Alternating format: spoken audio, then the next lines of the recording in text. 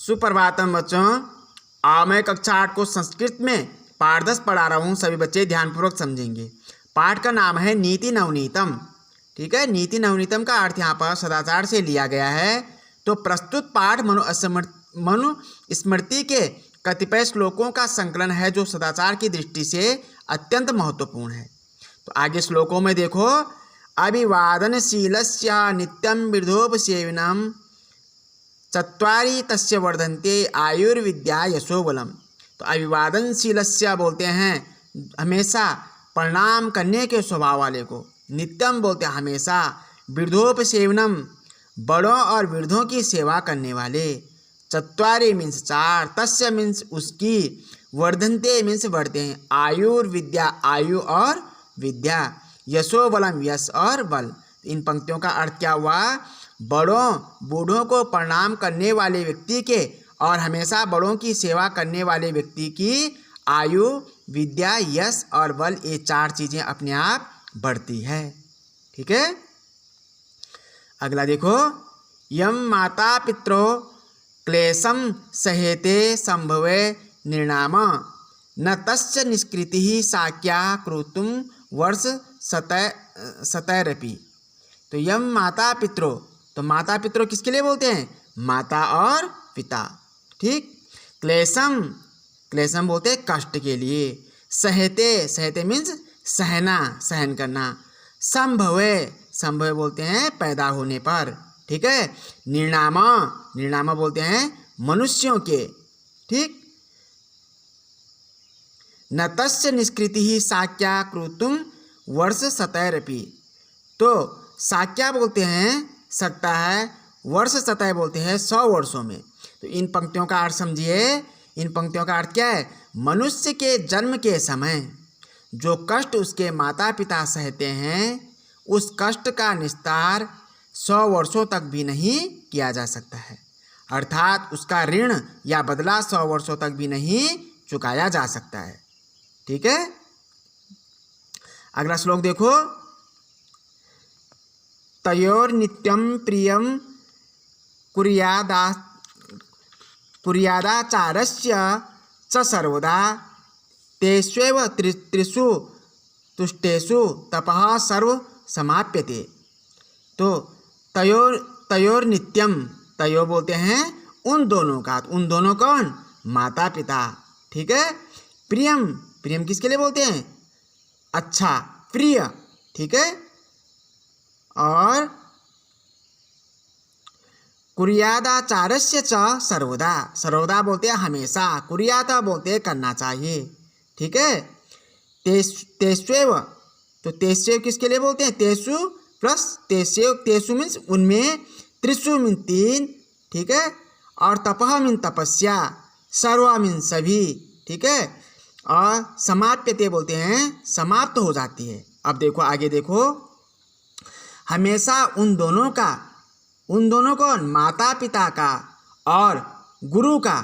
ठीक है, तो हमेशा उन दोनों का, माता पिता का और गुरु का सदा प्रिय, प्रिय मीन्स भला या अच्छा, ठीक, भला करना चाहिए, क्योंकि उन तीनों माता पिता और गुरु, उन तीनों का मतलब माता पिता और गुरु के संतुष्ट होने पर हमारी सभी तपस्याएं समाप्त हो जाती है, हमें अपनी सभी तपस्याओं का फल मिल जाता है।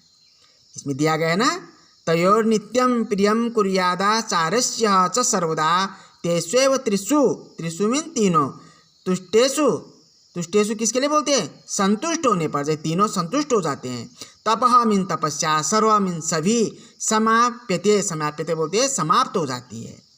तो समझ गए इस पंक्ति का अर्थ? हमेशा मतलब जो माता पिता और गुरु का सदा प्रिय या भला करना चाहिए, क्योंकि उन तीनों माता पिता और गुरु, तीनों कौन है? माता पिता और गुरु के संतुष्ट होने पर जब खुश हो जाते हैं, संतुष्ट हो जाते हैं, तो हमारी सभी तपस्याएं समाप्त हो जाती है और हमें अपने सभी तपस्याओं का फल मिल जाता है। समझ गए? आगे देखो, सर्व परवशम दुखम सर्वमात्मवशम सुखम ऐत द्विधात्स मासेना लक्षणम सुख दुख यो। ठीक है, दोबारा पढ़ रहा हूं पंक्तियों को। सर्व परम परवशम दुखम सर्वमात्मवशम सुखम। ऐत द्विधात्स मासेन लक्षणम सुख दुख यो। सर्व मीन्स क्या होता है? सब कुछ। सर्व मीन्स सब कुछ। ठीक। परम वशम, परम बोलते हैं, परम वशम बोलते हैं दूसरों के वश में। सुख दुख यो, सुख और दुख का, दुख सुख और दुख का। ठीक, इसमें दिया गया है ना। सर्व मीन्स है परम वशम मीन्स दूसरों के वश में। ठीक है। दुखम मीन्स दुख, सर्व मात्मा वशम सुखम। ठीक है। तो सुख दुख यो, सुख और दुख का। समासेन संक्षेप में। ठीक। और लक्षणम किसके लिए बोलते हैं? लक्षणम बोलते हैं लक्षण के लिए। विद्याता जानना चाहिए। ठीक है।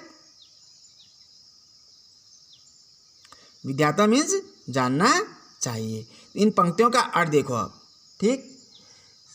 दूसरे के वश, दूसरे के वश मतलब वश मीन्स नियंत्रण। दूसरे के नियंत्रण में होना सब दुख है और अपने वश में होना सब सुख है। संक्षेप में सुख और दुख का यही लक्षण जानना चाहिए। यदि हम दूसरों के अधीन में हैं तो हम क्या होते हैं? दुखी होते हैं। ये हम अपने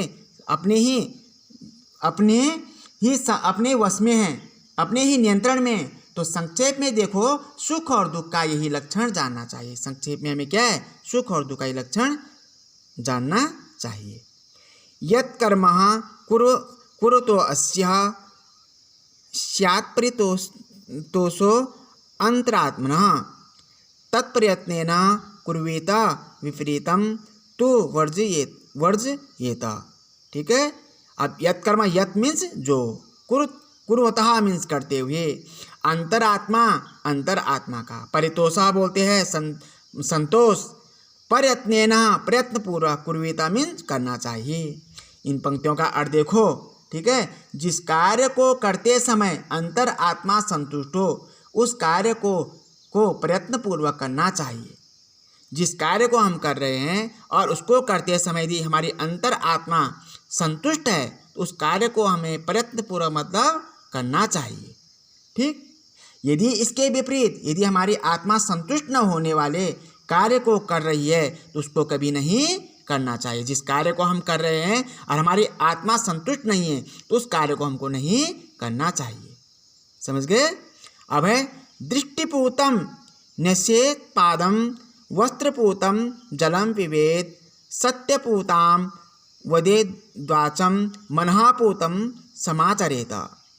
दृष्टिपूतम किसके लिए बोलते हैं? दृष्टि या नज़र से पवित्र।